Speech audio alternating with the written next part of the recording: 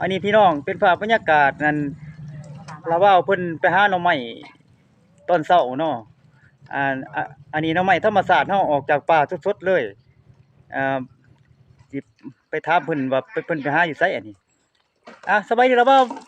มาหาหน่อไม้บ่นี่โอ้ไปหามาไปหาแต่เช้าดีเนาะแต่เช้าโอ้หลายๆเด้นี่หาดอพุ่นติ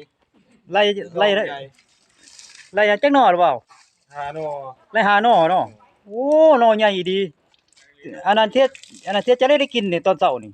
โอ้ยต้มอยู่แล้ว ต้มเนาะต้มแกงต้มแก้วโอ้เฮ็ดหน่อไม้สมน้ำนะเฮ็ดนั่นหน่อไม้ส้มน้ำอีกโอ้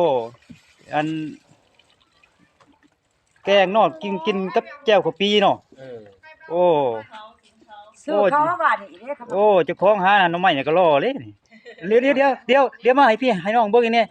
อันนี้เด้อพี่น้องเป็นภาพบรรยากาศเพิ่นไปหาหน่อไม้กับจักเพิ่นโสดหรือว่าบ่ทันได้โสดยัง พี่น้องเอ้ยมากินต้มหน่อไม้นำกันเด้อพี่เด้อน้องใหญ่